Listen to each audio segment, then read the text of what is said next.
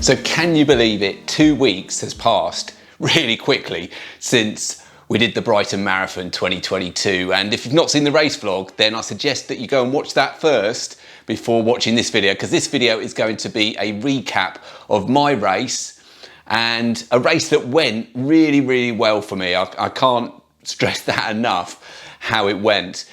Everything that I planned to do pretty much went to plan. And in this video, we'll look at the different sort of stages of the race. We'll look at my pacing strategy, fueling and hydration, what went well, but also some improvements, some stuff that I've learned during the course of doing that marathon that I'll take forward onto the next one. But as I say, ultimately, it did go really well, and we ended up with a marathon PB, beating the time that I set back in 2018 during my first marathon, which was also happened to be at Brighton, and certainly putting behind us the disaster that happened at the Manchester Marathon last October. Now, I did get up very early on race day, needed to get up, have my breakfast, normal breakfast for me, as well as some Beat It, the final Beat It supplement that I had on race day itself before heading down to Brighton. Walked down to the train station, caught a very early train, full of people that were out from the night before in London making their way down. So it was a packed train, in fact, first one of the morning. It took about 45 minutes to get to Brighton. And when I got there, first thing I did was buy a coffee, and I was drinking that coffee as I walked to Preston Park. But I got to Preston Park nice and early.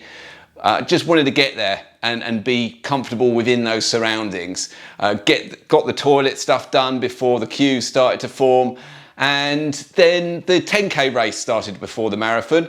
So we saw those guys go off, and then 9:45 was the start time of the marathon. Now, I got into the pens at the right time, but I did realise that the way I had lined up to start the race, I was ahead of the 4-hour pacer. So I held myself back. I didn't want to go out ahead of the 4-hour pacer, because my racing strategy, although I was aiming to go under 4 hours, my first half was going to be slower than 4-hour marathon pace. So I didn't want to be having the 4-hour pacer potentially overtaking me with a big pack of runners early on in the race. So I held back, let them go ahead of me, and then we started. And the first part of Brighton is an uphill section. You basically are running around Preston Park itself. That's the first mile, and certainly half of that is all uphill, pretty steep uphill.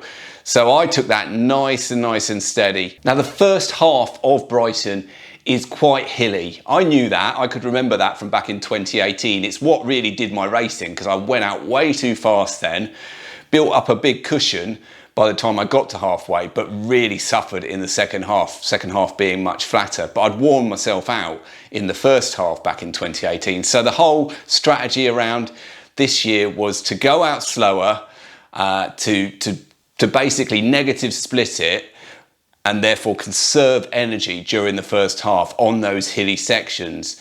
Now, I didn't quite remember how hilly even the first 5 miles are. Now, that's kind of going from Preston Park heading towards the seafront. You're kind of in the town area there of Brighton, and it's a bit undulating, and there's one other steep hill there. So yeah, you do notice that quite early on in the race. And then from 5 miles, you're pretty much, you're heading up gradually for much of the next section until you get to the halfway, or certainly until you get to about the 10-mile mark. And then you start coming back down in towards the seafront in Brighton and to the halfway mark. Now, I was very careful. I wanted to pace myself to a particular target, but my main strategy was pacing myself so that for that first half, the average pace remained in zone 3. And that we achieved it. We were slightly behind target through most of that first half, but when we started coming back down into Brighton towards the halfway mark, we made up a bit of time. So when we actually got to halfway, not only had we remained in heart rate zone 3, but we were also spot on target pace for what I'd intended to do for the first half of the marathon. And we got to the halfway mark in 1 hour, 59 minutes and 27 seconds. Feeling good, and as I say, back to our target pace for what we set out to do. So first objective was achieved, getting to halfway on our target pace, still feeling good and still keeping it into zone 3. And then soon after halfway, you go onto a section through Hove. You come off of the seafront, it's about 7 kilometres, you're kind of going out, little loop round, and then back to the point where you came off of the seafront. It was during that section that I was increasing my pace slightly. It was a flat section, and as I increased my pace, I approached upon that 4-hour pacing group. And as I was doing that, I saw Andy, Running with Andy. Check out his video if you haven't already seen it, because it was his first marathon. He did fantastic, and he produced a really good video from it as well. So we had a little chat, and then I carried on. I passed the 4-hour pacing group, and then before you know it, you've done that sort of 7K, and you're back onto the sort of seafront area of Brighton. And then you've got a section that's heading away from the finish towards the industrial area. Now, this is the toughest part, really, of Brighton Marathon. Yes, the hills are tough in the first half, but so that's sort of physically tough. In the second half, heading away from the finish towards the industrial area, that's the mentally tough part. You know, you are heading away from the finishing point. You're heading towards an area that doesn't have big crowds. It's quite barren in those terms, and it's all kind of industrial there. You're just heading away. It's that feeling of heading away, and things are getting tough. Things are starting to hurt, and you see other runners walking. You see people stopping. Thankfully, again, knowing this, having the experience of what this was going to be like, and having, you know, feeling still really good at this stage. Yes, it was starting to get a little bit tough for me. It's bound to be. But as we were approaching 20 miles, I was still running. I was passing people, and I was still feeling good. Now, we've not mentioned fueling or hydration so far, so I just want to sort of cut away from the race and just tell you about what I was doing in terms of fueling and hydration. I took with me some gels. I took some jelly babies as well, but my main approach to fueling and hydration was to use Tailwind. You know, if you remember Manchester, things got a bit dodgy in the stomach area during that. So ever since then, I've been really cautious about what I take for fueling. And I thought, if I can, I'm going to do it all in Tailwind. And that's exactly what we ended up doing. So I had a 600 milliliter bottle of Tailwind. I had potentially intended to top that up during the race at one of the water stations, and potentially I could have used gels in the second half had I felt the need to.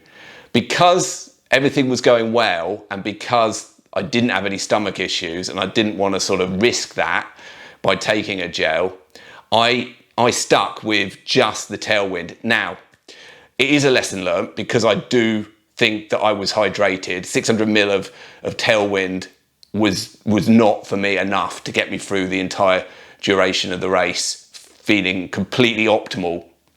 So I was dehydrated at the end. But I do think sticking to Tailwind really was kind on my stomach. So it's weighing that up, you know. If I had stopped to fill it up and create another 600 ml bottle, that would have cost me quite a bit of time probably. So it's something I'm going to think about further for the next one, because I think I need more of it. Do I completely cut gels out? Do I go for some gels in the second half towards the end? Don't know. It's certainly one to think about, because I do know that I was dehydrated by the end, and it would have been better, and I would have probably performed better and felt better afterwards had I been a little bit less dehydrated by the end. Right, back to the race, and when you reach sort of 21.5 miles, I'd say, that's when you're still in the industrial area, but you kind of do a loop, and then you start heading back towards the finish. It's a great feeling. It really is a great feeling at that stage. Still industrial at that stage, but the more you run towards the finish, the more the crowds start building up again. And you get back down to the seafront area, and yeah, at that point, yeah, it's around there that you kind of reach 5K to go, just a park run to go. And up until that point in the second half, I'd stayed in zone 4 heart rate. okay? And I was also, at this point, ahead of my target pace. So I've been going a little bit quicker on each kilometre, and we built up, you know, a little bit of a bank there. Now, I'd always said if I got to 5K to go and I was still feeling good, then that's the time to really sort of push. And that's what I did. So I started increasing the pace, not hugely, but I started increasing the pace again at that point with 5K to go. And with each kilometre that went past, you know, you just felt this is going to happen. Things are going to carry on going here. I'm not going to have to stop, not going to have to walk. I'm feeling strong enough now to just push through to the end. We were in zone 5 for that final 5K, but that was okay. You know I can run a park run in zone 5. And we were under 26 and a half minutes for that final 5K of the marathon, which I'm really, really pleased about. And running down that final finishing straight towards the finish, it is a fantastic feeling when you know that you're going to get a new PB for the marathon distance. And I finished it in 3 hours, 53 minutes and 34 seconds, which is an average pace of 5:32 per kilometre or 8:55 per mile. But that's not the whole story really, because as I mentioned, we did negative split it. The first half, I'll put it on your screen now, but the first half was considerably slower than the second half. And you can see the difference by more than 5 minutes. So I'm really, really pleased that that was the strategy and we executed it really, really well. But it was not completely plain sailing. I did get a little twinge, a little bit of cramp in one of my calves in that final 5 kilometre. And I'm putting that down, going back to the fueling and hydration, I'm putting that down to a little bit of dehydration. Had been working those muscles hard as well. So it didn't materialise into anything else. It was just a twinge, and didn't stop me continuing, didn't stop me pushing right until the end. And up to this point, I haven't mentioned anything about the shoes. I was talking quite a lot about that and shoe decisions that I made during the training vlogs. So for anyone that's watched those, you'll know that I decided upon running in the Nike Next Percent 2s. It was always for me a bit of a risk.